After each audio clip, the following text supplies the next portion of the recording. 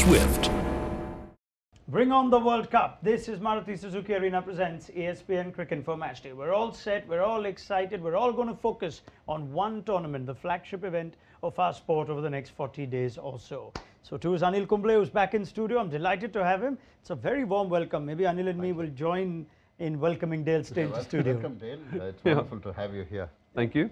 Thank you. Are you excited about World Cup cricket? Because it comes at a time where we tend to wonder if the format has relevance. Suddenly the World Cup's upon us. England, New Zealand, who played perhaps the greatest ODI the last time we had a World Cup match, are going to kickstart this one.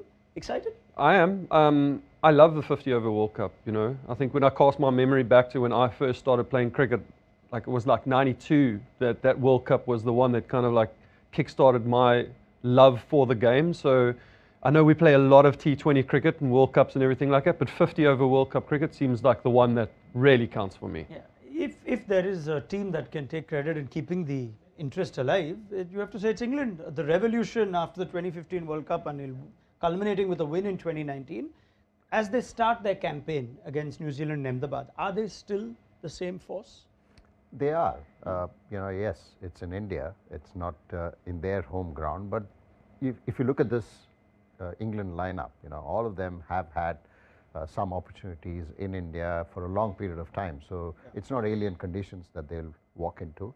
In terms of the kind of cricket that they have played, not just in T20, Test match cricket, and even one-day cricket. 2015 was when they sort of realized that they had to change the approach that they had towards one-day cricket, and hats off to Owen Morgan and the rest of the group to have done what they have done in 2019 and then continued. So yes, they'll certainly be one of the favorites for this World Cup. So I guess that is the common impression, and I've got two bowlers, so that works well, because I'm sure every team is thinking World Cup in India, England are going to blaze opposition bowling attacks. They're going to be 350 to 400, maybe even more in that range. When you know you're coming up against a team like that as a bowler, is there a chat on how we're going to stop them? I suppose, I mean, there's always your kind of analysis and planning as to what you're going to do to get these guys out. But the way they play, the kind of cricket that they play, it also allows for periods of the game where they have to, if you pick up wickets, where they have to rebuild and everything, I would think. But they do tend to come out just blazing. You would think that they lose 2 wickets, they might have this phase where they'll do this rebuilding. But they do carry on blazing, which allows you to carry on taking wickets. So there's a chance that you could bowl them out for 250 and that happens in 30 overs. Or they can go on to make the 400. They might not even bat out their full overs, but they still put on a formidable total. But it allows you to kind of bowl them out. It almost seems like they play the middle overs better than any other team, and that's why they put themselves in a chance to get to 370, 400. So when you come up against them, New Zealand have intelligent spinners, I guess, in Santner and Sodhi. Do they become key? Yeah, they have. I mean, you need good spinners in the middle overs. We have seen in India especially, you need spinners to come and play. Yes, the power play has sort of taken some sort of a sting out of the spinner with one additional fielder being inside the ring. So yes, in that sense, it becomes a bit tougher for the spinner. But Sodhi and Santner are experienced, and both have done really well for New Zealand. So you, as a bowler, you need to start thinking wickets. You can't be defensive, especially against a team like England. They'll come hard, like Dale mentioned.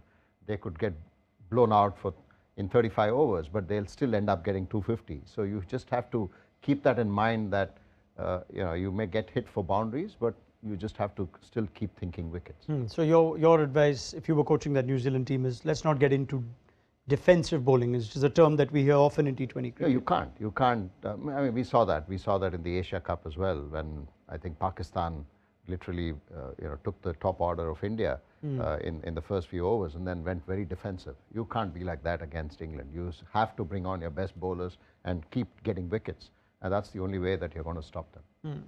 New Zealand always fly under the radar, and then they make special things happen. I mean, you've seen that in all the emotions in a World Cup semi-final, back-to-back World Cup finals for them. Questions on Kane Williamson, questions on Tim Southee. Is this not going to be the same New Zealand time, or are we making the same mistake we make every World Cup?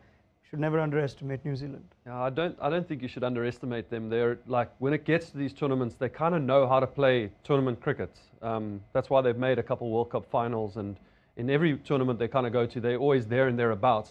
But if they're going to lack the resources of a Kane Williamson and Tim Southee, they might struggle this time round. I actually haven't got them in my top 4 purely because of that. And I watched Kane bat the other day, and he was extremely ginger. You know, the thing about him is that his timing is always going to be there. He's a wonderful batter. He's not going to struggle with that. He's probably hit thousands of balls in the build-up to this World Cup, standing still, facing a bowling machine. But the moment you have to run, the moment you have to turn, the moment he's fielding somewhere where he has to dive and he has to try and save a boundary, he let one go through the other day. Cricket's smart, to be fair. Yeah. I think that's when he's going to struggle, and he's already due to miss the first game. It wouldn't surprise me if he misses more than just that, and then puts New Zealand under real pressure. Yeah. Do you sense this team has improved though from 2019 to now? The sort of player Devon Conway has become. Seems like he's just the man to step up. There's Daryl Mitchell, who seems to have added more to his game. So have they improved as a team from 2019? They have. They have. Tom Latham is a really good player, especially in one-day cricket. We have seen him score hundreds. Daryl Mitchell, like you said, has certainly improved. But Kane Williamson is still their key player. So if he misses out, it's going to be a big loss for New Zealand. And he holds the innings together, and everyone else sort of bats around. Even in a T20 game, that's exactly how New Zealand plays. So in the World Cup here, if Kane can't play for New Zealand, it will be tough for New Zealand. Yes, I certainly have them as one of the 4 who may make it into that top 4, but without Kane, it will be very, very difficult. Okay. Super over the last time they played. What are we expecting this time? Are we expecting a close game? I'm sure we'll get a high-scoring game, knowing what we do of Ahmedabad. But I don't even know what to call it right now. I think England are really good. I think with New Zealand missing Southee and Williamson, I think England will win it. But it'll be a good game. But I think England will win it. England, Anil. Yeah, it'll be a close game. I mean, warm-up games, New Zealand won both the games. They scored more than 300 runs in both the warm-up matches. England didn't have the first one going their way. Rain sort of abandoned it, and the next one against Bangladesh, they just bulldozed Bangladesh the way they usually do. But I think New Zealand, even without Kane Williamson, I think will give it a fight. Yes, England certainly have the edge. All right. Thank you very much. Anil Kumble, Dale Steyn. This is only the start of plenty of time and insight and thought from Anil Kumble and Dale Steyn. So we look forward to your company then for build-up for the first game of the World Cup, England v New Zealand at Ahmedabad. This was our preview on Maruti Suzuki Arena presents ESPNcricinfo Matchday. We have a sponsored